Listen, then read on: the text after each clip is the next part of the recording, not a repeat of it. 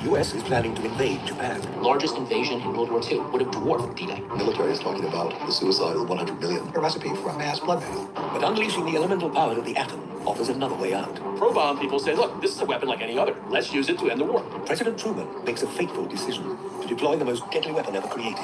Nothing in the human experience had prepared anybody for such totalizing damage so instantaneously. I knew I was facing death. The final hours of the Second World War changed the course of history. Now, rarely seen archive from around the world, expertly restored and brought to life in full HD color, tells the story of one of the most destructive events of World War II as you've never seen it before. By early 1945, the war in the Pacific is reaching new levels of savagery. Fighting is vicious and cruel. It was a war without mercy. The war was brutal on both sides. Prisoners are not taken in many cases. The Japanese surprise attack on Pearl Harbor dragged the US into the conflict. Believing the American Navy crippled, the Japanese embarked on a massive campaign across Southeast Asia and the Central Pacific. But the tide turned at the Battle of Midway. Now, the Americans are hitting back with a bloody war of attrition. Island hopping across the ocean, the US forces have been capturing occupied territories and steadily pushing the Japanese back. In early 1945, the Americans are closing in on Japan itself. Every time that the Japanese strategic positions were taken away and the Americans inched closer towards the Japanese islands, then that they realized that their days were numbered. An island with no natural resources, Japan is totally dependent on imported oil. By systematically targeting their shipping routes, the US Navy has virtually cut off the country from vital supplies. We've choked off their economy. We've sunk most of their merchant fleet. We've sunk most of their navy. They were essentially done. The blockade has left ordinary Japanese civilians facing something approaching famine. The situation in the cities was dire. The evacuated children were slowly starving to death. And if they had sores, they would suck on their sores because pus is sweet, it tastes sweet. But even such hardships are not enough to turn the Japanese against the war. That didn't reckon with the peculiar national character of Japan. People that saw Emperor Hirohito as the son of God, saw this war as something divinely ordained and sanctioned, saw their duty as being to die for the emperor. Most people are willing to put up with what is necessary for the war to be won. As a consequence, the final stages of the war are becoming increasingly frustrating for the Americans. As the war gets closer to Japan, and as Japan gets closer to defeat, the Japanese fight with greater intensity and greater bitterness. The Battle of Leyte Gulf in the Philippines sees the most extreme measures yet. A very ominous turn happens in late 1944 when the Japanese go to full suicide.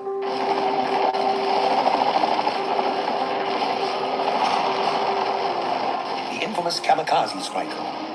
The tactic is an act of desperation. The best Japanese pilots have long since been killed, and the rest were poorly trained. If you have a very limited supply of airplanes, a limited supply of fuel, and a very limited ability to train pilots, you can probably train them to crash into a ship. Portrayed as fearless warriors, those undertaking these missions were not always willing volunteers. A lot of the kamikaze pilots were not allowed enough fuel to come back. They were used as human bombs. With the Japanese are determined to send the Americans a message. What the Japanese were trying to do was to demoralize the Americans, but also destroy their naval assets. In total, 34 US ships are sunk, and 10,000 men casualties of kamikaze attacks. It speaks to and it redoubles the idea of a Japanese fighter as a fanatical fighter, as one who will never give up. The US soon gets the opportunity to strike back. Their capture of the Mariana Islands means their bombers can now reach Japan itself. General Curtis LeMay orders low-altitude area bombing, using napalm-style incendiaries. Their first target is Tokyo. The wooden structures of the city don't stand a chance. 314th is airborne. 145 planes, 1 minute apart, 67 tons each. The Japanese defenses by this point were terribly denuded. They were out of fuel, they didn't have enough pilots to defend their cities, and so the bombers could go in almost with complete impunity. 8 minutes after midnight on March the 10th, 279 B-29s descend on the sleeping city. The incendiary bombs ignite fires that are so intense that buildings and people vanish in a matter of moments. Flames are leaping from building to building, and because so much of it's wood, the fires are spreading faster than people can run. And the winds created by the firestorms are so intense that children are taken from the grasp of their parents and disappear. In one night, the US drops 1,600 tons of bombs, kills over 100,000 people, and flattens 16 square miles of city. It is the single most destructive air attack ever carried out, and the start of a campaign that destroys 67 cities. The act dwarfs any aggression seen in the European theater. It just seems to be that the Americans would consider doing things against the Japanese they wouldn't do against the Germans. From the start, the war in the Pacific has a pronounced racist element. Anti-Japanese feeling had been high in the US, for decades before the conflict. The language used by the US and its allies in describing Japan was highly racialized or characterized as vermin. Apes, monkeys, it is just a representation that devalues and dehumanizes the individual, and in turn reinforces this idea that you can be more brutal to them.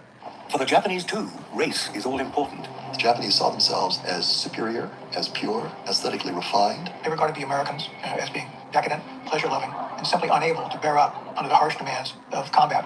This entrenched racism leads both sides to treat human life with disdain. The war in the Pacific is just seen as more exterminatory. This goes back to Pearl Harbor. Japan is a duplicitous, evil, alien, Asiatic people. You therefore can fight them more dirtily, more aggressively. The rules of war have somehow been suspended. The Japanese treatment of Allied prisoners of war is also brutal. They face starvation and disease, forced labor, beatings, and beheadings. In Manchuria, civilians are subject to horrific medical experiments, as the Japanese seed entire villages with bubonic plague and cholera. But the Allies also commit atrocities. US troops collect Japanese body parts as war souvenirs, boiling the flesh off skulls before sending them home. In some parts of the Pacific, surrendering soldiers are even executed in vengeance.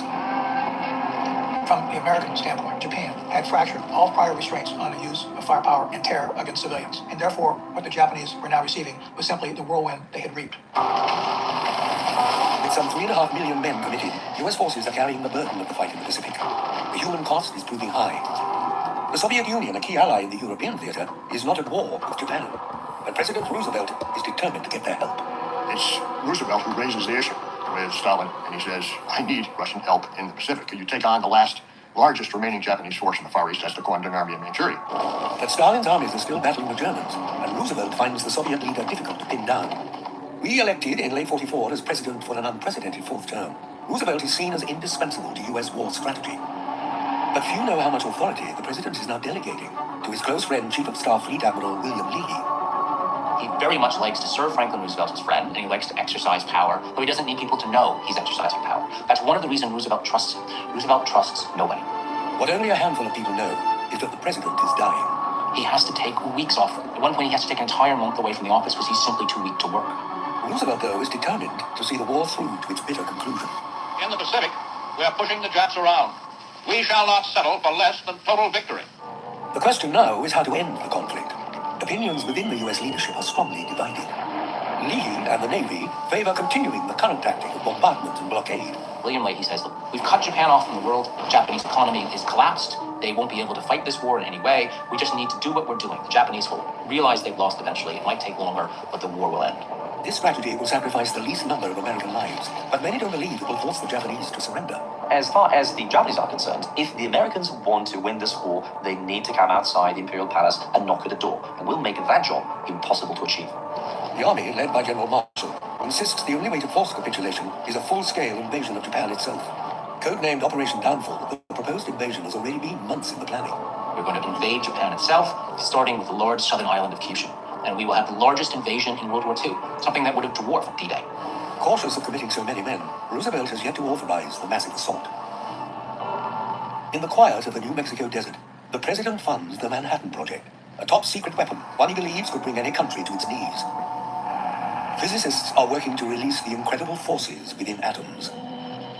If a nuclear chain reaction can be harnessed to weapons, this could become a weapon of incalculable power. But the intended target is not Japan. In response to reports that Germany had started an atomic weapons program, Einstein and fellow scientists urged Roosevelt to respond. They say, hey, look, the Germans have a nuclear program. This has military uses. This is a real threat, a kind of super weapon that could turn, all the military calculations on their head. With 125,000 staff working across 3 secret cities, the new weapon is one of the most expensive projects of the war. Lee has grave concerns about the ethics of a potential bomb, which he shares with Roosevelt. He just hates everything about the bomb. He hates the costs, he hates the science, but most of all, he hates what it means. He hates it as a weapon. The president listens, but is silent on the topic. He obviously finds the atom bomb something difficult that he's wrestling with. I think that's partly because the man he trusts more than anyone else in the world in late 1944 is relentlessly negative about the bomb. To the physicists involved, this is primarily a great scientific, not moral challenge. They didn't know how to create these nuclear chain reactions. They didn't know how to build the actual device. They didn't know how to then weaponize it in a way that it could be delivered to a target exploded to inflict its damage. So all of this was probably the supreme scientific challenge of all of their lives. But so far, the weapon is still theoretical. Nothing is ready. No one was confident that a usable bomb would be created before the end of the war. As the fighting inches closer to Japan and the US grows stronger, invasion looks inevitable. The first stage, Operation Olympic, would see 650,000 troops storm Japan's southern island. 6 months later, another amphibious invasion involving over 1 million men would take Honshu, the main island. But the Americans worry about fanatical Japanese resistance. Following economic and political upheaval in the 1920s, a rise in right-wing patriotism saw the country turn into a fascist state. Between the middle 1930s and 1945, there were 63 separate episodes of political violence ending in assassination of people who opposed the policies of the Japanese military. Everyone was conscious of the fact that if you spoke up, your next meeting could be with an assassin. Though Emperor Hirohito is head of state, the military effectively ruled the country through fear, censorship, and fierce indoctrination. The wartime Japanese society was organized by units called Tonarigumi, that's neighborhood associations. That unit really controlled every aspect of civilian life during the wartime. Neighborhood associations became a way to monitor support for the war in local communities. So if you said something against the war, the head of the Tonarigumi would report disloyal citizens to the special police. So there was this snitching and mutual surveillance basically in place down to the level of the neighborhoods. The authorities demand unswerving loyalty to the emperor as a pure being and a living god. You were not to look upon the emperor. When the emperor's carriage moved about the city, people would line up, but they would avert their eyes. But the concept of emperor as a divine being is a manufactured myth. That kind of deification of the emperor was surprisingly of recent invention, and that kind of public ritual of really treating him as this sacred being actually began in the 1930s. The military also hijacked the Bushido warrior tradition of the samurai and used it to manipulate the ordinary soldier. That code of the warrior was adopted and repurposed for the modern military. It was a bastardized version, to be sure. Sacrifice and fighting to the death are glorified.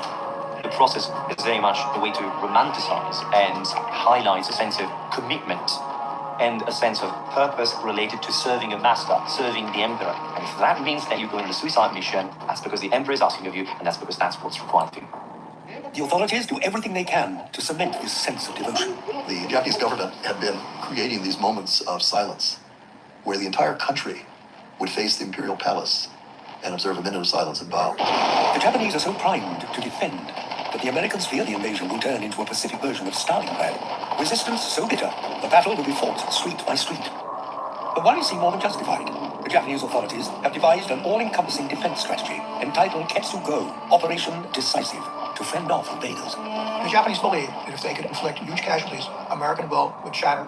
They are convinced a final bloody battle will turn American public opinion against the war. They're banking on Ketsugo as putting them in a negotiating position to end the war on terms they find acceptable. Even more ominously, Japanese strategists predict the exact locations U.S. forces will land. They identified Okinawa as being a likely American base. They simply put their dividers in a map and did an arc, and that told them that the most likely place for the American landing was southern Kyushu. That was exactly where the invasion was planned. Hundreds of thousands of troops gathered in readiness. They've been evacuating material from China to fortify the islands for a last holdout. They've been mobilizing everybody in Japan to fight. Ketsugo calls for every man, woman, and child to resist the Americans. The military is talking about the suicide of the 100 million and encouraging all Japanese to embrace what was called the special attack spirit, kamikaze spirit. Even children had been taught how to fight, how to throw a hand grenade. Teenage boys are taught to attach an explosive to their chests and to run out onto the beach and to fall on their backs and to wait for tanks to come over them to ignite the explosive. Even children, like my own parents, they were training with a bamboo stick to spear the American soldiers if they came.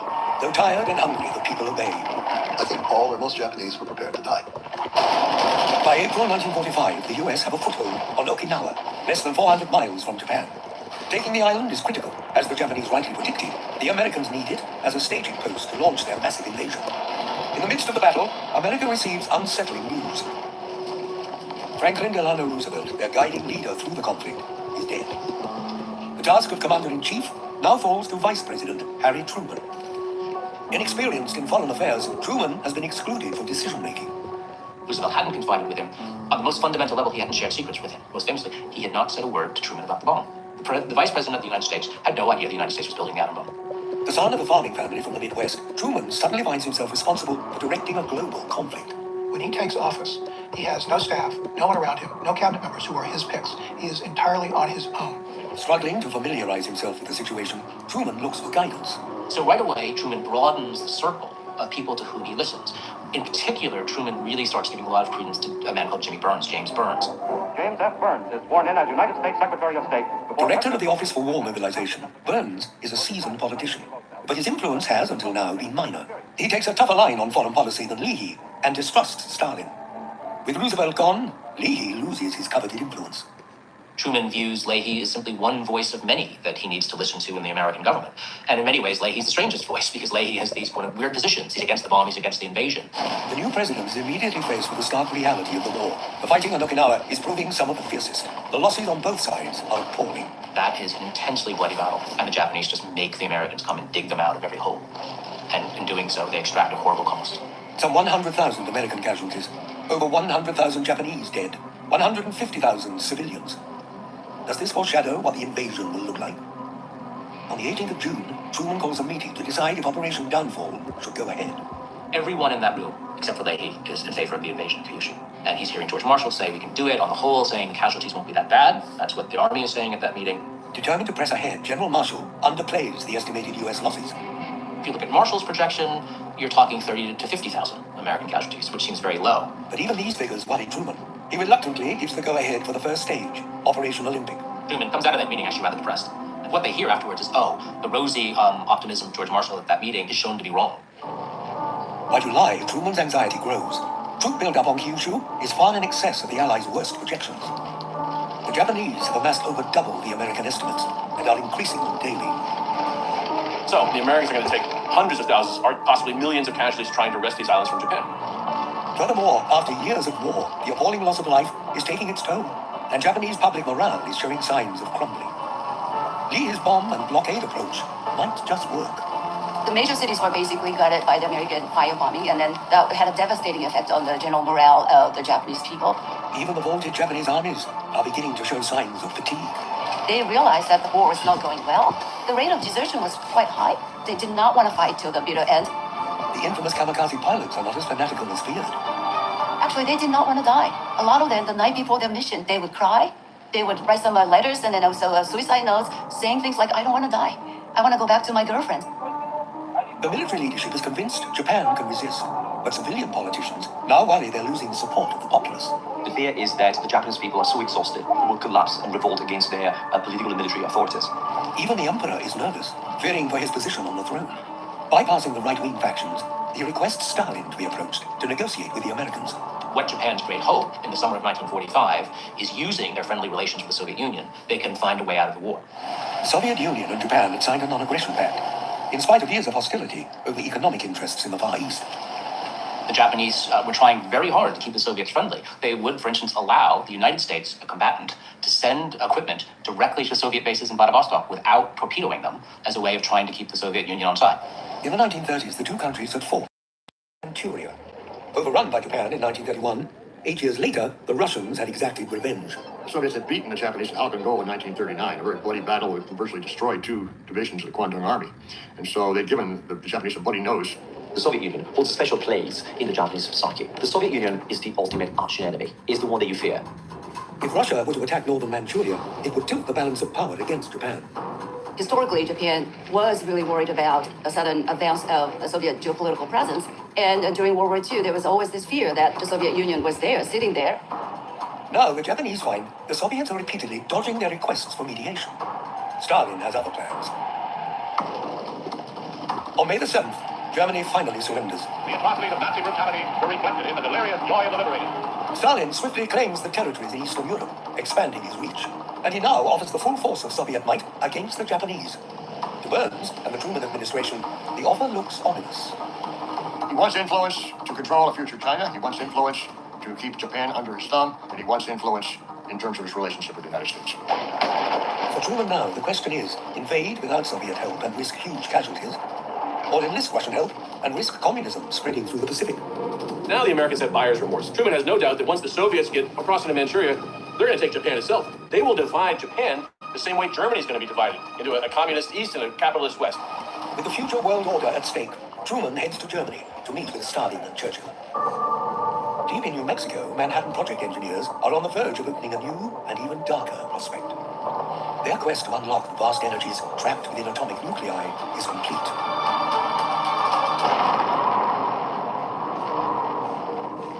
On July the 16th, they test the world's first atomic bomb. The blast creates a 7-mile-high mushroom cloud. In a few seconds, the terrifying elemental forces of the atom are unleashed on the world. And President Truman sees a way to avoid an invasion. The pressure to deploy the bomb is immense.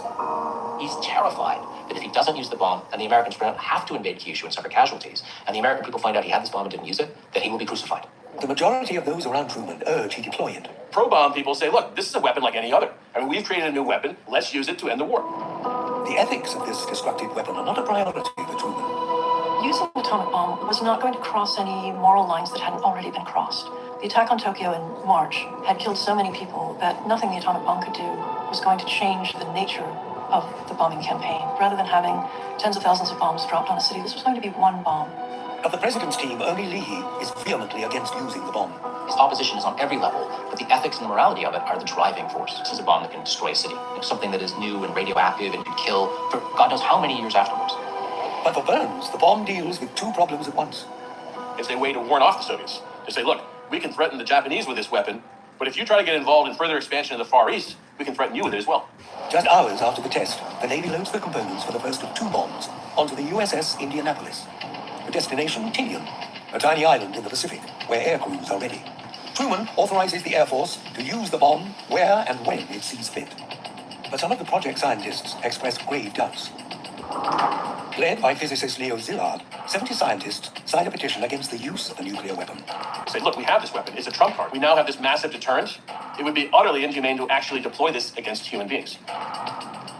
Szilard takes the petition to Burns, but he never passes it on to the president. On the 26th of July, the Allies give Japan an ultimatum. At Potsdam, they demand the unconditional surrender of Japan's armed forces. The British, Chinese, and United States governments have given the Japanese people adequate warning of what is in store for them. The statement deliberately makes no mention of the Emperor. By hinting that the Emperor can stay, the Allies leave the Japanese with a face-saving path to surrender. They could have said it more clearly. It's certainly not clear enough statement for the Japanese to automatically know they can keep the Emperor. For military hardliners, surrender under any circumstances is not an option. The Allies go on to demand an occupation of Japan and full disarmament of their forces. Even for the peace-seeking faction, the terms are too much. The Prime Minister makes a statement that they will ignore or treat with contempt in the Potsdam Declaration. The statement all but seals the fate of millions of Japanese. The Empire has run out of time. In the early hours of August the 6th, 3 B-29s head towards Japan. On board the Enola Gay is the bomb Little Boy, containing 141 pounds of enriched uranium. The target, Hiroshima, a city of 350,000 people. At 8:15 a.m. during the morning rush hour, the atomic bomb is dropped. The bomb was finally released exactly at the designated hour, and the explosion occurred as planned. It explodes 1,900 feet above the Shima Hospital. A burst of neutron and gamma radiation emanates out, along with deadly shockwaves. At 8:14, it was a sunny day. At 8:15, it was a hellscape. What happens on 6th of August is absolutely shocking. People and life were vaporized, incinerated. Many died from massive doses of gamma radiation. In less than a second, 70,000 people are killed. The super hurricane force wind flattened buildings in instants. A giant mushroom of smoke rises from the 5,500-degree firestorm. Nothing in the human experience had prepared anybody for such totalizing damage so instantaneously.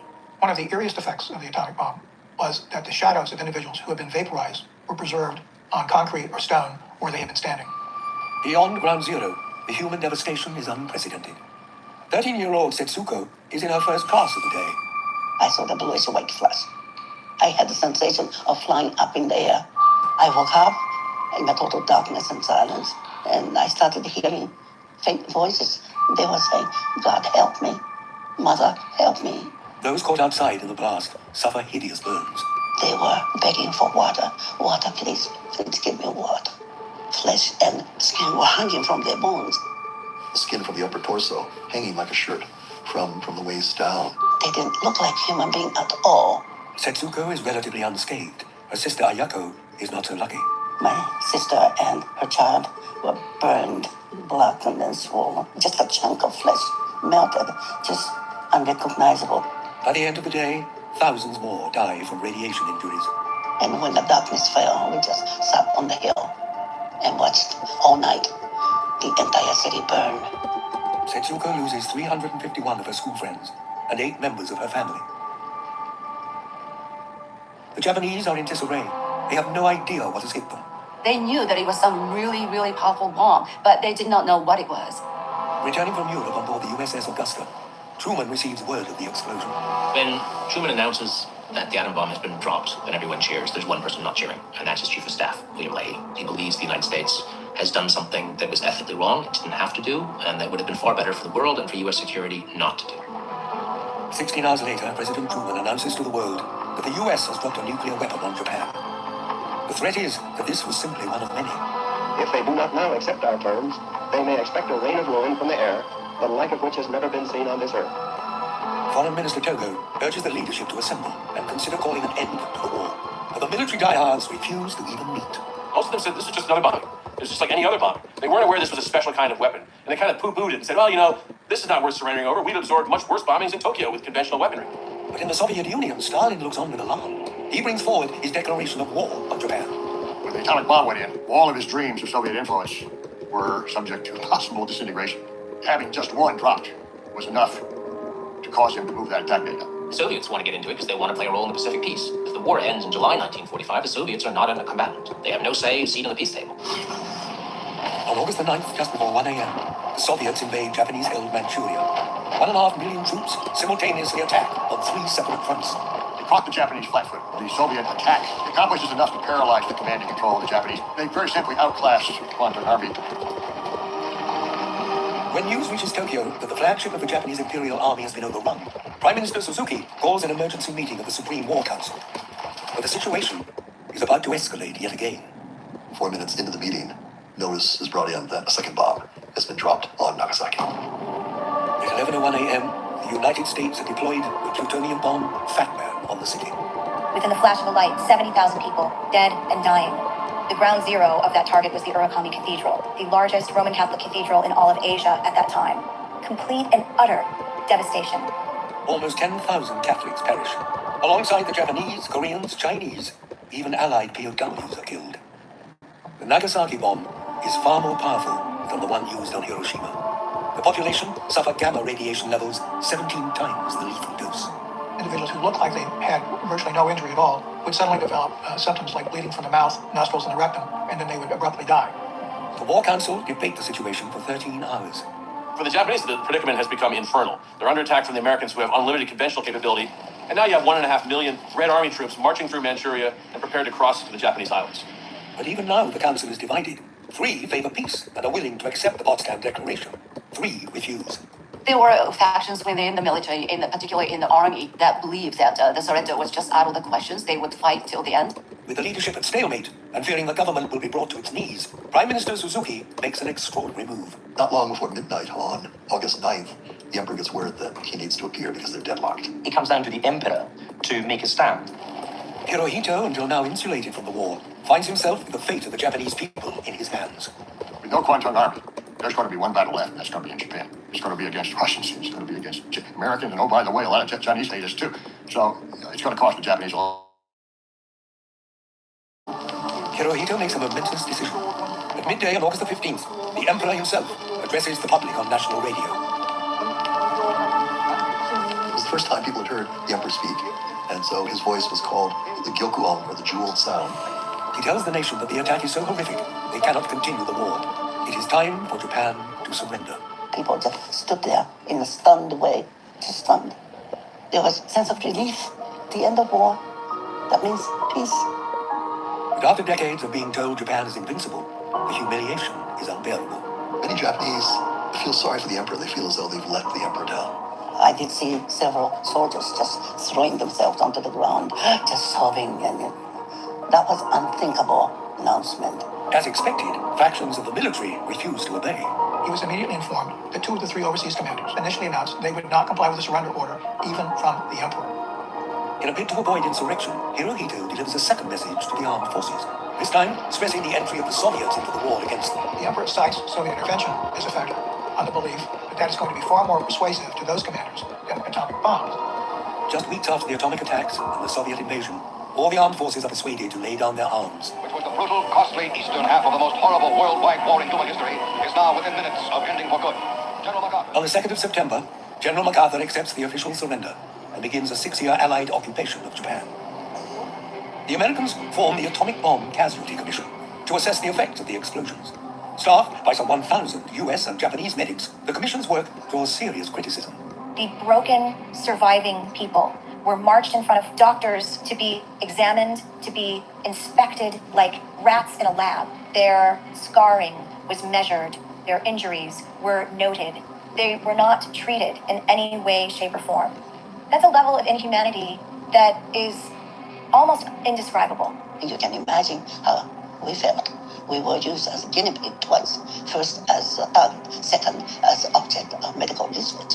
But the nightmare is far from over. Victims are often shunned for fear of contagion, and the steady passage of time reveals the insidious nature of radiation's long-term effects. Birth deformities, cardiovascular diseases, and deadly cancers. The violence that was initiated on August 6th and August 9th in 1945 continues to this day. Using nuclear weapons is really like waging war on the future. Chillingly, the world is not to know what the victims suffer. The US suppresses virtually all film and images from Hiroshima and Nagasaki. Japanese newsreel is confiscated, and American military footage classified. The images that were distributed were the sort of grainy films that primarily showed the destructiveness of the blast. They did not show bodies of burned children and women and the absolute carnage that was caused. It was not until 1970 that footage showing the human suffering is broadcast on US television. By the river, people lay bleeding from their faces or hands and died without weeping. People trapped in their foreign houses called patiently, meekly, help if I may ask. The public finally learns the true extent of the effects of deadly radiation. Serious questions are now asked about the decision to drop the bombs. There is a sense in Japan that the second bomb was the unnecessary bomb. This is no longer a science project. This is something that has brought devastation and destruction in ways that had never experienced by humans throughout their entire history. How can that possibly happen? The atomic bombs close a chapter of the deadliest conflict in history. Germany and Japan's aggression left almost no corner of the globe untouched, but their defeat came at a huge human cost, and the consequences reverberate to this day. Across East Asia, there is still great bitterness towards Japan for its violent expansionism. 25 million people died in the Pacific War. Every day, the war continued in 1945. At least 10,000 other Asians were dying in China, Vietnam, and West now Indonesia. About 90% of them were non-combatants. 10,000 every single day. But in the aftermath of the war, it becomes expedient to downplay the barbarities and reframe Japan in a fresh light. The world faces new threats, Stalin and the rise of communism. To maintain stability and American authority, the US retains Emperor Hirohito. Japan changes from being seen as an enemy that needs to be transformed to actually a very important bulwark against communism, sort of a large American military base. Japan becomes the Pacific outpost of American democracy. But in 1949, the Soviets test their first atomic weapon. Today, there are over 15,000 nuclear weapons on the planet. We lived for decades under the shadow of possible nuclear annihilation. And those weapons that were available in 1945 were veritable firecrackers compared to the weapons that are available today. With global tensions mounting, the threat of nuclear war is rising once again.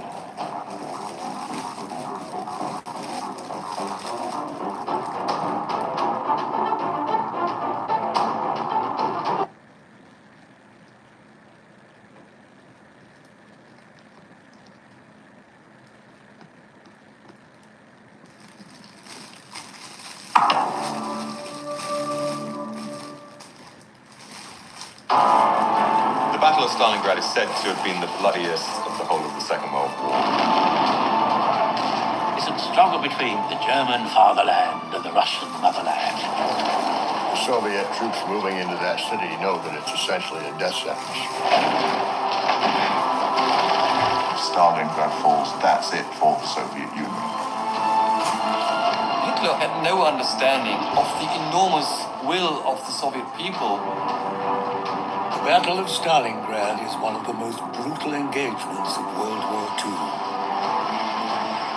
Now, rare footage from around the world, expertly restored in full color, tells the story as you've never seen it before.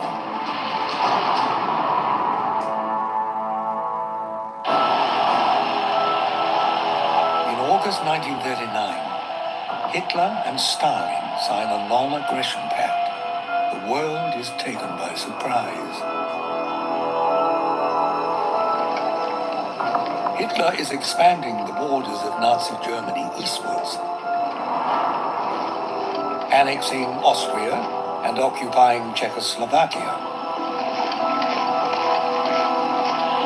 And from the earliest days of his career, Hitler made no secret of his hatred for communism, nor his desire for Soviet territory. For Hitler, the Soviet Union was the home of this new ideology which he detested. Communism stood in the way of Aryan supremacy, and that was his fundamental concern. The 10-year pact flies in the face of everything the two great dictators stand for. The Russian public, and the military in particular, could not understand that these have been the enemy, and how could they now have any kind of a deal? Stalin himself had actually read Mein Kampf. He was not naive about Hitler's aims. This was a deal with the devil for both sides. But while Western diplomats struggle to understand this baffling alliance, Hitler and Stalin reveal their hands. At the beginning of September 1939, Germany invades Poland from the west. Shortly after, the Soviet Union invades from the east. Within a few short weeks, Hitler and Stalin's armies complete their conquest. Poland surrenders.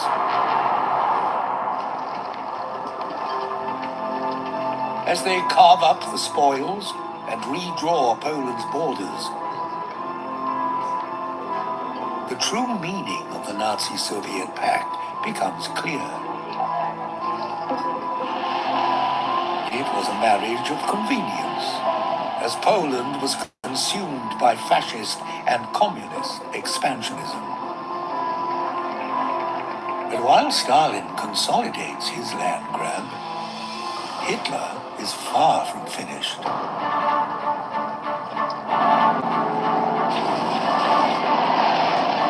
Over the next 2 years, Stalin watches on as the Nazi war machine blitzes its way across Europe, smashing through democracies like Norway.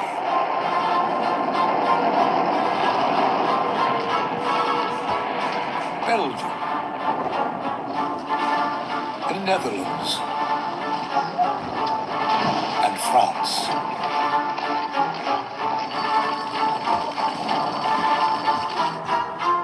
At first, the overthrow of major democracies plays into Stalin's hands. But as the dust settles, it becomes increasingly obvious that Hitler has no intention of merely expanding to the west. Hitler is in control of all of Western and Central Europe. Russia really is the last frontier for him. With Hitler's troops busy holding his gains across Europe and the Nazi-Soviet pact in place, nobody expects the Führer to open a second front of the war. Although so many national leaders have learned that Hitler's promises mean nothing, when the betrayal comes, it is still unexpected.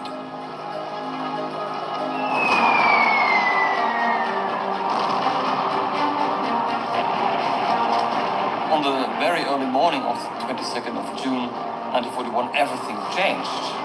Operation Barbarossa started, and Hitler attacked the Soviet Union. And from this very moment onwards, the two countries were again arch enemies. Hitler's hunger for Soviet territory is all-consuming. Communism had to be defeated. The Soviet had to be defeated. And Stalin had to be defeated. And Hitler wants him defeated quickly. The initial idea of the Germans was to crush the Red Army within 6-8 weeks. They use the now textbook Nazi tactic of blitzkrieg, an overwhelming attack, first by planes, followed rapidly by tanks, artillery, and infantry. Hitler at this point believed that the Red Army would collapse like a house of cards. All they had to do was kick in the door and the whole rotten structure would collapse. By December 1941, the German army has stormed through Soviet territory, holding a line that stretches from Leningrad to Rostov. The Red Army suffers astonishing casualties, losing 3 million soldiers. But the Nazi onslaught is finally halted at Moscow.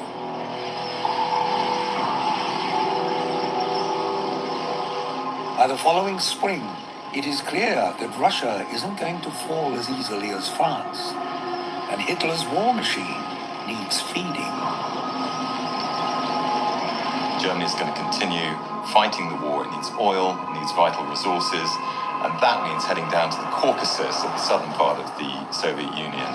So in the summer of 1942, as the Wehrmacht continues its assault on Russia, Hitler and his generals plan to send German army groups south to take the rich oil fields.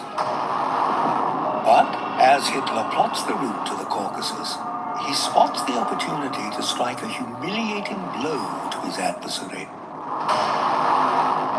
The German High Command, when they're going over the plan for that summer, they notice that there's this city named Stalingrad there.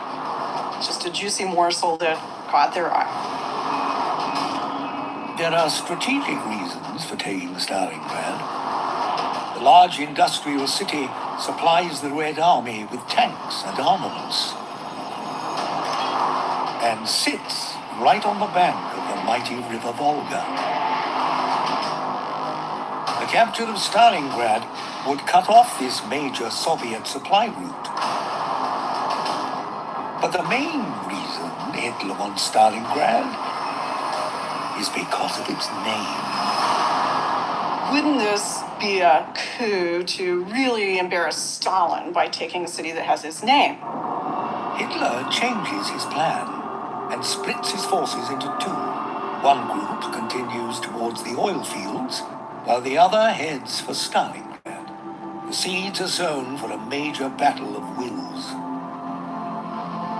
Just as important as it was for Hitler to take the city for reasons of prestige, it was exactly the same for Stalin to keep it. Stalingrad not only bears Stalin's name, but also holds a deep personal significance. This was the city where he had fought and won in the Russian Civil War. There is an emotion to defend that city during this new great patriotic war. Stalin, already furious that so many Soviet towns had fallen so easily, is determined that Stalingrad will be different. On the 28th of July, he issues Order 227, urging not one step back. Stalin heaped shame on the Red Army, but the Red Army could redeem itself by fighting heroically and by not ceding one step of holy Soviet soil. If the defenders of Stalingrad are to stand firm against the Nazi assault, Stalin has to inspire them like never before. He puts the internationalist communist ideal to one side and appeals to pre-revolution sentiments: patriotism, love of the motherland. Fighting for the motherland, the homeland, resonated intensely with virtually any Soviet citizen. The overriding motivator was love for the motherland and deep hatred toward the invader. And the people of Stalingrad have more than patriotism to motivate them. By the summer 42, most Russian people had a very good idea of what the Germans had been doing, particularly to civilians and to Jews in the occupied areas. Murdering thousands of people, cutting a swath of death and destruction. There was scarcely an atrocity that didn't go unnoticed, and they were broadcast widely through the population and through the military. When you've got an enemy who is saying, I will kill you, I will kill your wife, your children, and I'll be the master here, what sort of reaction you expect from from local population. For the people of Stalingrad, patriotism and fear are powerful motivators. They rally to create local defenses, digging anti-tank ditches to slow the Wehrmacht. They call everyone out to contribute. Men, women and children. Ahead of the German advance, the Soviets destroy their own property, laying waste to anything that might be useful to the German army. They are really creating kind of scorched earth landscape for the Germans against.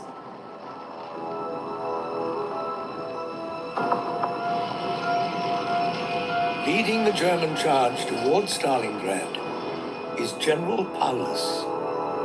Friedrich Paulus, some said was quite an imposing figure, tall, slim, but was regarded by his fellow soldiers as a bit of a backroom star, rather than a frontline soldier. Paulus is a classic standoffish German commander who prefers to win by using longer range weaponry and by intimidating the opponents if he possibly can. The Soviets brace themselves for Paulus's ground attack. But when the barrage comes, it doesn't come from his artillery.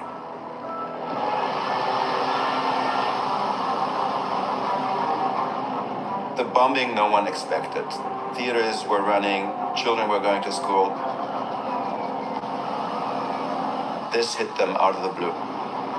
On the 23rd of August 1942, the skies over Stalingrad turned black with swarms of Nazi bombers. And we're talking some 600 aircraft. 1,000 tons of bombs are dropped on the city.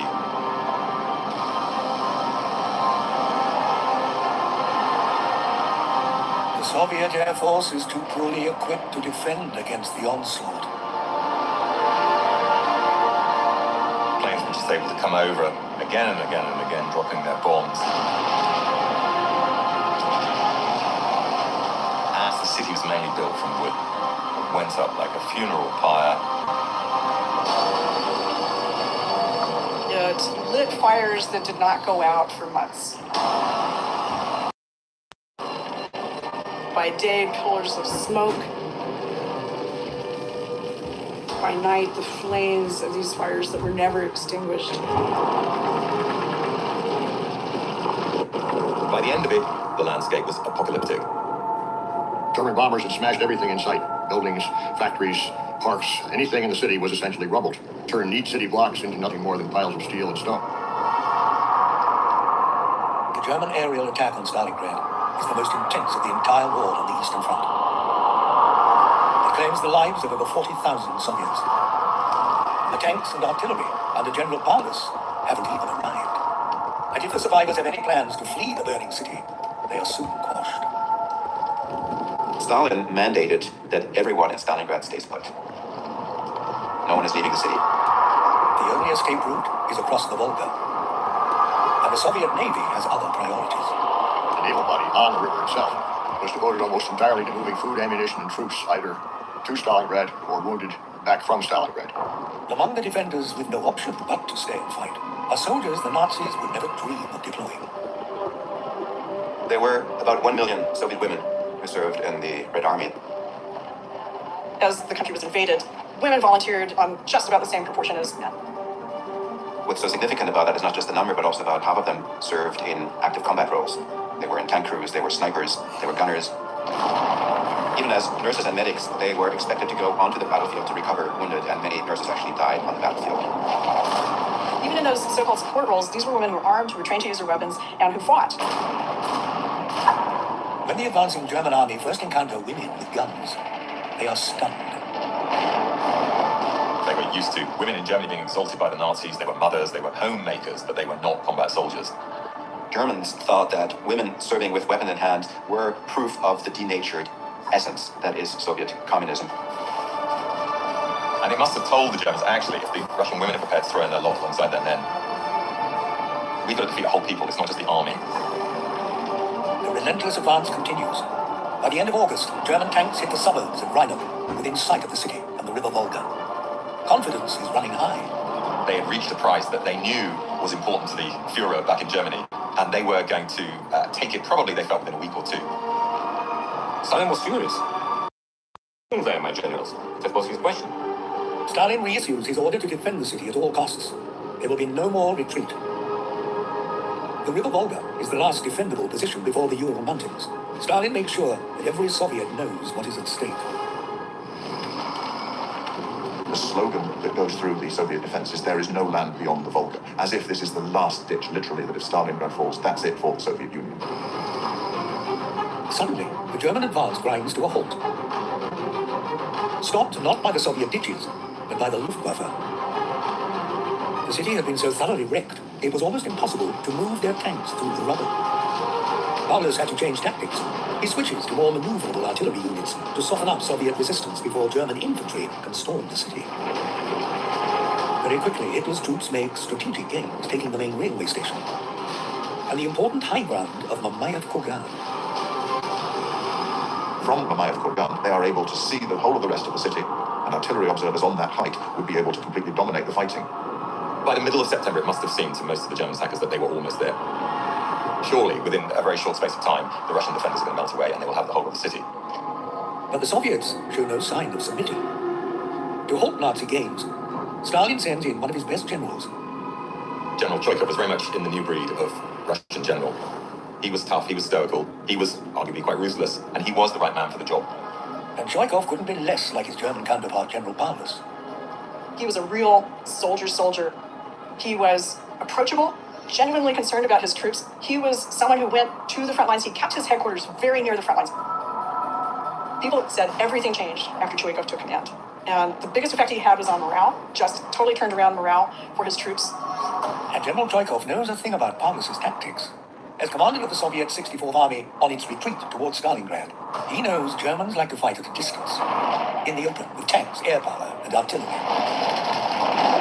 He's lost a lot of men under his command when he's been trying to fight that. Then in the city of Stalingrad, he comes into his own. You can see that they need mobility, they need speed, and they need space. And what he's going to do in Stalingrad is deny them space. Now commanding the 62nd Army defending the city, Choikov reorganizes it into small units or storm troops to downsize the battle. The stormtroop tactic came to be called hug the enemy, because he would say you need to get close. You should be no more than a grenade throw apart.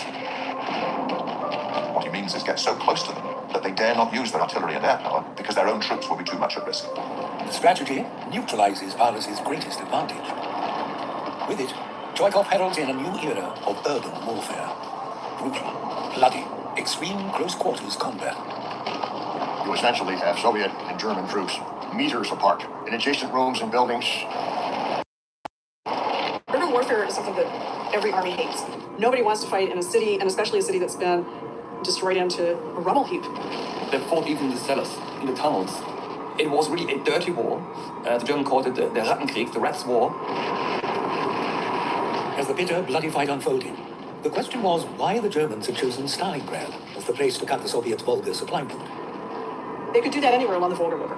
They didn't have to go through the city to do it. In some senses, it was a really poor military decision. In the confined conditions, troops use every weapon they have to hand. Pistols, grenades, machine guns, flamethrowers, even sharpened spades.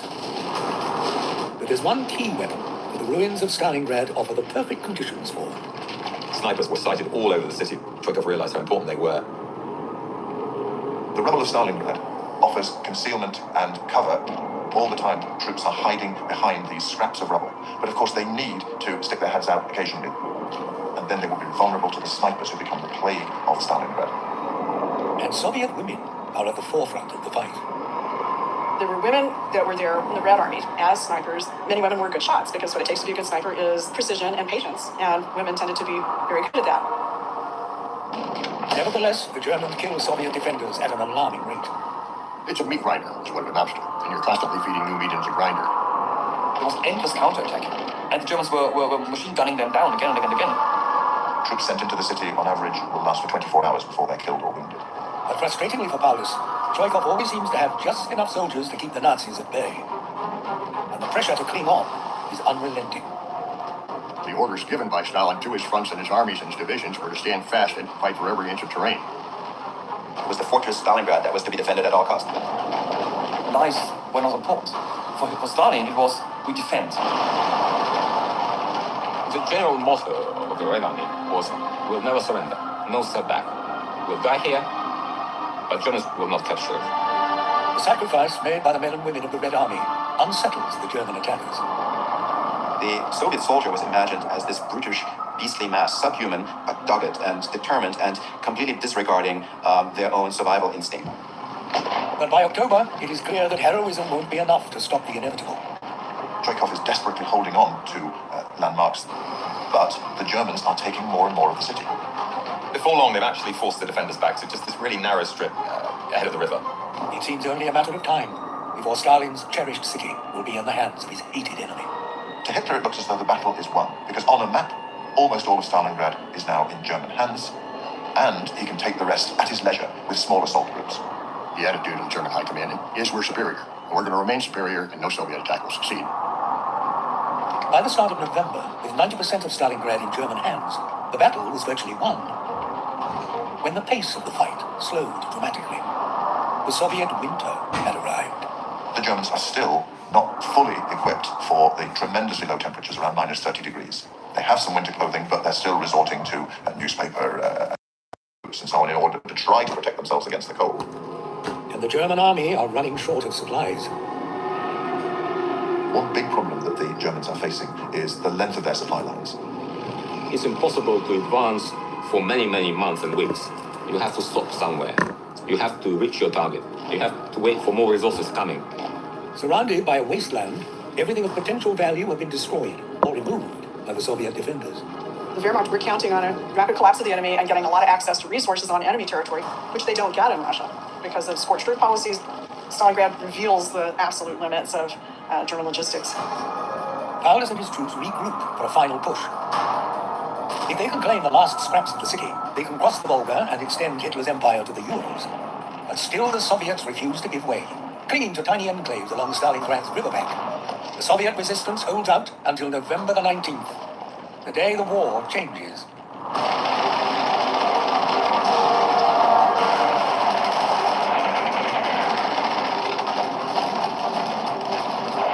The Soviet counteroffensive took them by total surprise. The Germans find themselves facing an offensive by over 1 million men and women stretched across the front, an enormous drive, tanks, artillery in huge numbers concentrated at points of breakthrough. And everybody on the German side is completely mesmerized, paralyzed. Well, this has never happened before. We've never had this happen before. The Nazis have been duped on a grand scale. Stalin's deputy commander-in-chief, General Zhukov, had been plotting the massive counterattack since mid-September. The orders that he gives to Zhukov and Stalingrad are fight, fight, fight, hang on, at all costs, reinforce the city with just enough forces to keep the Germans occupied and to hold on to as much of the city as he can. For 2 months, while Zhukov is hanging on by his fingernails, Zhukov comes up with this concept, Operation Uran.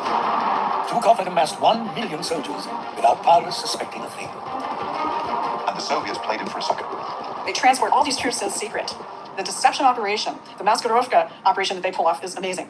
The German intelligence service never really realized that the Soviets were capable of such an operation. 6th Army intelligence officers did notice suspicious troop movements on the flanks, and they did report them to the Army command, but they were not believed. Everything had to be done at night, troops had to be hidden during the day, and they don't just need to do this in one place, they need to do it in two. Zhukov realizes that the cream of the Nazi force are concentrated up front fighting in the city, leaving their flanks and rear guard poorly defended.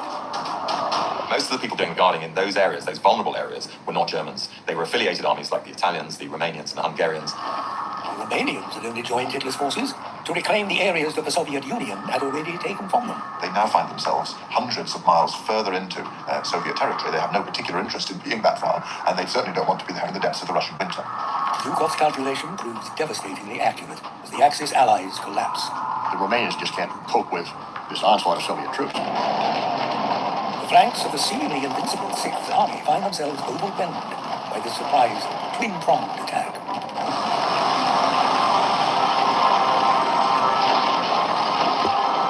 This pincer movement is remarkable on account of its scale and its ambition, but it's also remarkable on account of the fact that it essentially copied German blitzkrieg tactics.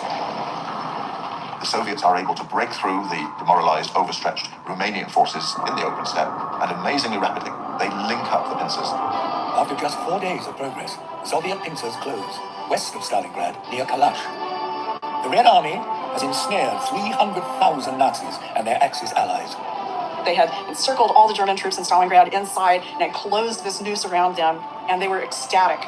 During the entire operation, every soldier and every officer knew what he was doing. And when they achieved those tremendous results, I mean, everybody was elated. It must have been a hell of a shock to the Germans to realize that this Slavic people that they'd always looked down on, these Untermensch, were actually capable of launching an operation of this type of sophistication. Ahead of the secret counteroffensive, the Red Army had undergone a huge rearmament program. They can bring in some new airplanes. They can bring in the first full tank army into combat in this counteroffensive, and they out-blitzkrieg the Germans. Not just the ground forces, but the air forces, which in the meantime have been undergoing a complete reorganization. It's an amazing rebirth. Again, women play a pivotal role. They had women fighter pilots who were sent to Stalingrad. These were women flying Yak fighters, which was one of the most modern Soviet fighters of the day. And of those women, one, Lilia Litviak, got 2 kills on her second day in combat and went on to become the highest scoring female ace in the war. The skies over Stalingrad are no longer dominated by Goering's Luftwaffe. General Paulus struggles to come to terms with the new reality. General Paulus with his 6th Army now find themselves encircled by enemy infantry and armour. They are within what the Germans call a kessel, and they are vulnerable, having to resist the tremendous pressure of lack of supplies and encroaching Soviet forces. General Paulus has to decide on his next move, quickly. 300,000 men in this castle. If you leave troops in exposed positions, you're going to eventually lose all of them. They've got 2 options now. They either fight their way out, or another relieving army's got to fight their way in. Paulus and most of his subordinate commanders correctly concluded that we better get out of here and get out of here now. But Paulus's urgent appeals to Berlin are rebuffed by the Führer. Hitler would not contemplate retreat.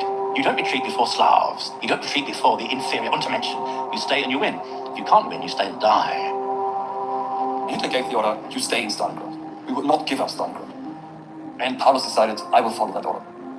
Facing annihilation, the doggedly loyal Paulus refuses to disobey Hitler. One suggests a brighter person might have said, Mein Führer, this is the position. But all Paulus ever seemed to do was to obey the instructions that came from above. That he was perhaps too sensitive to be a leading soldier. Paulus was a good staff officer, a good theorist on war, but he was possibly not the right person, the right character in this very difficult situation. You need a strong character. You need people with their own will. And Paulus was, in this regard, a bit weak. By the end of November, it is clear that without help, the trapped Nazis are doomed. Paulus watches as his divisions in Stalingrad bleed themselves white, get weaker and weaker and weaker. They're running out of everything. They've got to get help from the outside or they aren't going to survive. Goering feeds Hitler's illusion by telling him that his Luftwaffe can supply the army with food and ammunition. This was a strong argument for Hitler. So if Goering is promising that, we're going to do that. And the 6th Army should stay where it is, and we organize there in our left. Not for the first time in this war, Goering is inflating the capabilities of his air force. Just to support the entire German army, they needed 800 tons of food every day. Could be mentioned. Hitler has this delusion that the Luftwaffe has the resources to do that. Using everything. They fly about 10 or 15 tons a day. The fact is that they can't do it. There's no way they can resupply an entire army by air. The new Soviet Air Force is more than a match for the Luftwaffe.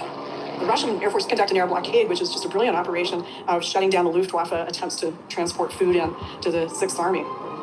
The airlift is an abject failure, and by early December, it is obvious that the 6th Army's only hope is a ground-based rescue. Marshal von Manstein, who was commander-in-chief of that region, tried to assemble some forces to relieve the 6th Army and to push the Soviets back. Manstein optimistically calls his offensive Operation Winter Storm. He launches it from the south towards the Kessel. But Manstein's plan has one major flaw. The great combat power that the Germans had is within the pocket, not outside. So Manstein has a tremendous shortage of forces and gets about halfway to the Kessels, but he is forced to break off. Resolute Soviet forces stop Manstein's troops 48 kilometers short of Stalingrad. Inside the pocket, a senior officer urges Paulus to ignore Hitler and punch through to Manstein's relief force. Paulus had one commanding officer of one of his corps, Walter von Seydlitz. And Walter von Seydlitz always tried to persuade Paulus, break out. Break out. It's on you. Don't follow the orders from Hitler. It's on you. Just do what you want. If Paulus stays put, his men are bound to suffer further. The situation within the Kessel for the Germans is unbelievably bad. They are freezing to death. They are being bombarded by artillery and air power. And it's cold, so there's nothing to eat. They go for regular meat, horse meat, no meat. It's just a progression. And if you don't eat, you can't fight. And if you don't have fuel, you can't move your tanks or your trucks. If you can't move your tanks and your trucks, you can't move your troops. This is the problem for the soldiers in Stalingrad area. Still, the Führer demands that Paulus stays and fights. Hitler is still pursuing his delusional ideas that the Sixth Army can hold fast and create a fortress and somehow live on thin air. Nazi propaganda did its best to present events in a rose light, that everything is all right. I mean, yes, difficult, but we'll do our best. But Paulus knows sending his exhausted troops out to confront a revitalized Soviet army will carry a terrible cost. He did care for his men. He didn't like losing them in the numbers they were losing. And contemplating a breakout, he calculated was perhaps just too big a risk. Once again, Paulus chooses to follow Hitler's orders and sit tight. By Christmas 1942, there was no relief, there was no hope. As the new year dawns, the Red Army offers the stubborn Nazis a way out. They've already got the Sixth Army trapped and starving to death, and why don't they surrender? They should surrender. Can't they see they can't possibly win? The Soviets offer surrender, the Germans reject it, therefore the Soviets have to take more active measures. When Soviet generals initiate Operation Ring, a move to squeeze down the Kessel, they discover the Germans are a spent force. The capability of the Germans to resist is virtually gone, and they are a mob. Not much more than a mob. They are daily being shelled and shot at. Casualties are mounting. Enormous numbers of wounded. People are cold. They're clinging to survival. Realizing that they are expected to die in Stalingrad, Paulus pleads with Hitler. General Paulus again and again asked Hitler, are we allowed to surrender? Does it make any sense if we fight on?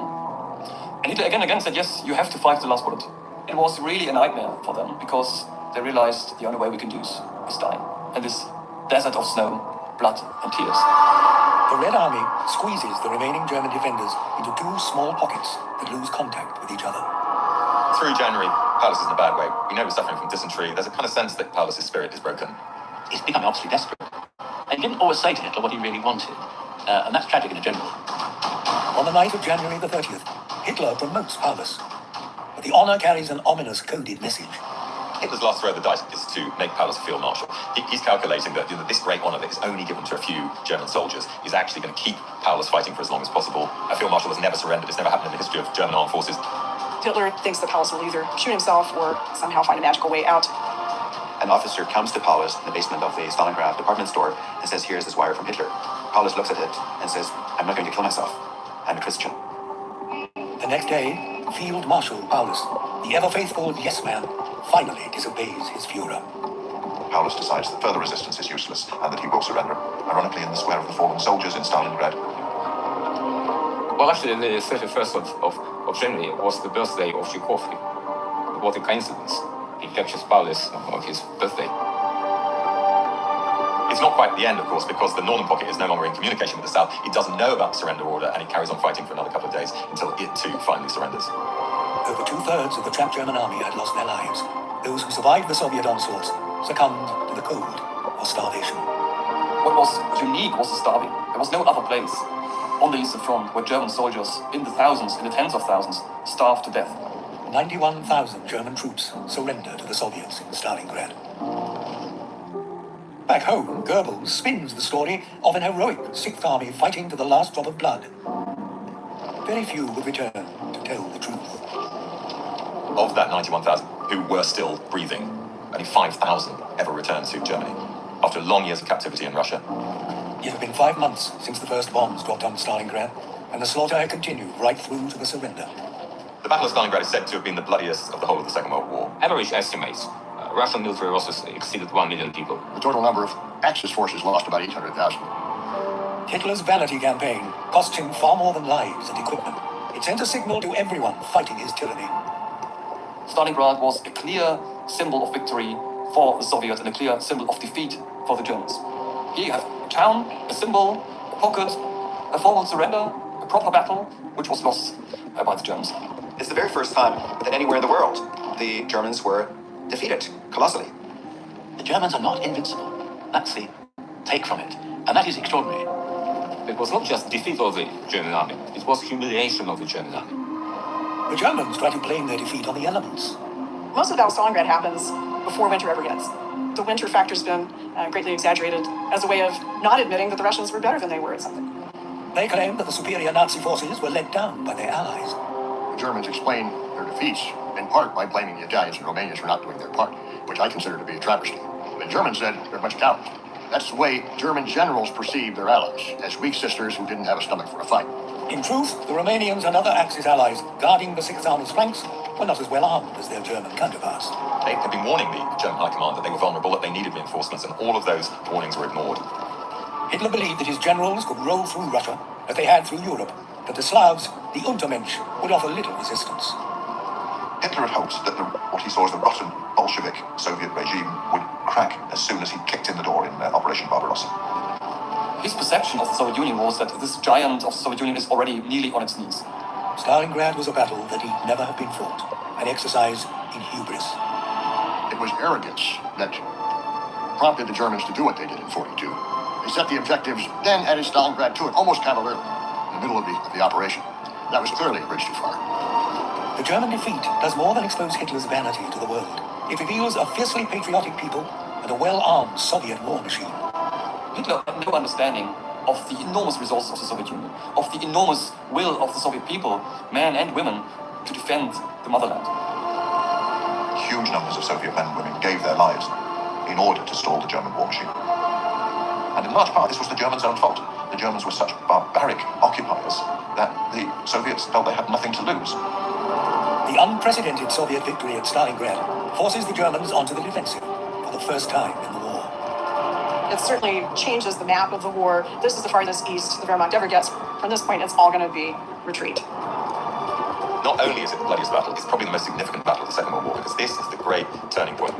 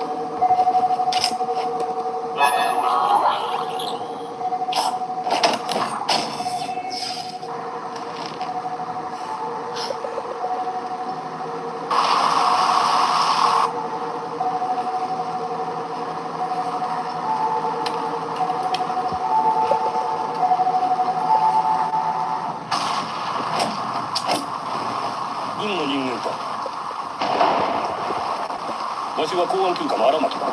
殺人事件の捜査のため被害者であるマグロ中佐の電脳と擬態を押収する。なお彼には収賄の容疑があり、その件でも捜査中だ。公安が荒らしていい場所じゃない。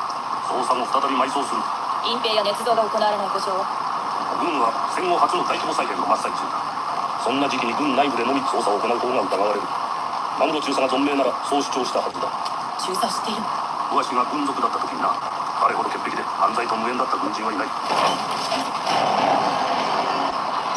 機関の所属と生命は501機関所属草薙元先生。501中佐の部下。蓋を開け。あなたの階級を聞いていい？旧調査部、それだけだ。棺の中に持ち込めんものは全て古道具屋に振り払った。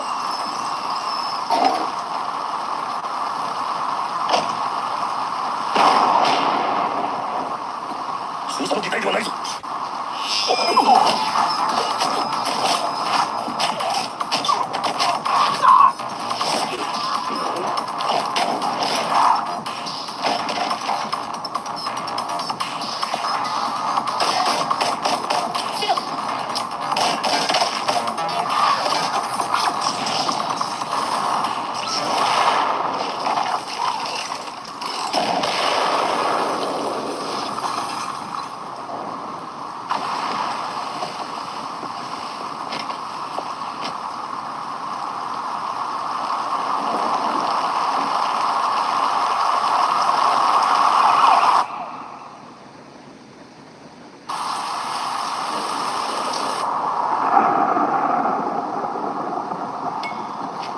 やっと帰還か、不良隊員。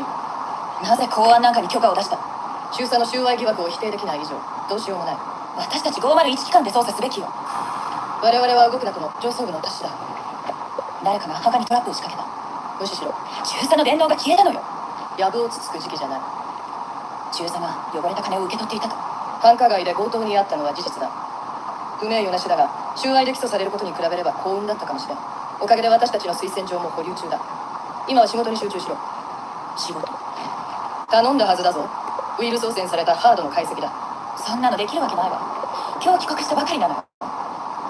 そうだったな。依頼はこなすわ。代わりに外出と口座引き落としの許可。困ったやつだ。トラップの出所を突き止めるだけよ。いいだろう。中佐の代理として私が処理しておく。ありがとう、フルツ。上層部との面談を忘れるな。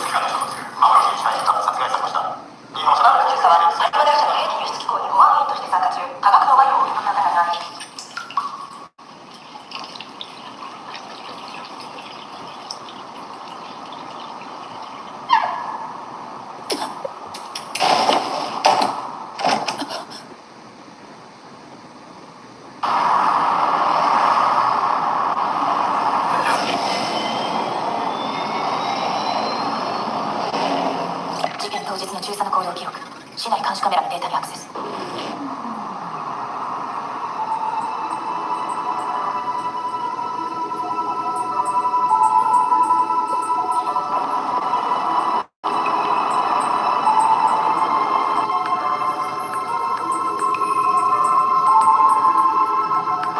行者、死亡時刻までに中佐と同じルートをたどった人物をスキャン。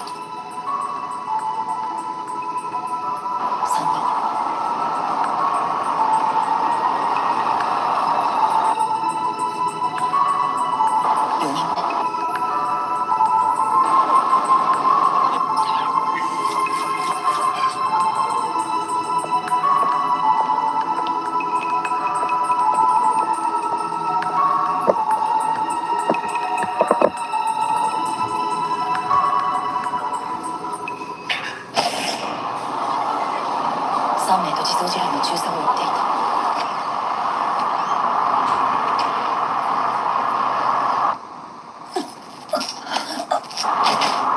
何？痛みはないかね？ないわ、今のところは。サイボーグ特有の幻の痛みに似ているが、草薙に限ってそれはありえない。神経素子の接触不良かもしれん。他にないと異常はあるか？ないわ。念のため全身検査を。ありがとう。でもこれから面談なの。おや、君にないけど。公安休暇を名乗っているぞ。いないって言って。兵器管理法の改定に伴い特殊サイボーグかつウィザード級プログラマーと認定される君には新たな規定が生じ、身分証の発行、現金の所持、銀行口座の開設、その他財産の所有には擬態維持管理規則が適用される。マムロ中佐は転属の推薦状で私の経済的自立を約束してくださいました。中佐の収賄が立証されれば不名誉除罪となり、全ての書類が破棄される。この先ずっと自分の財布を開くたびに書類を提出する立場に耐えるの。擬態は健康保険の規定額を著しく超える。国が生命を保障することに対し義務を全うすべきだ。軍再編後の君の監視、拘束の承諾書だ。状況の理解に努めたまえ。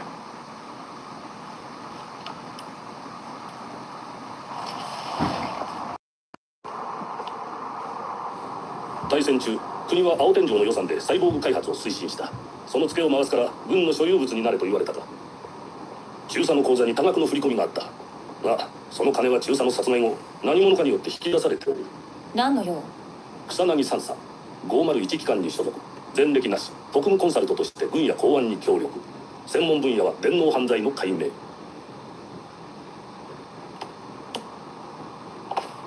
消えた金と棺の記録解析を依頼する。公式捜査ならば外出許可も出るはずだ。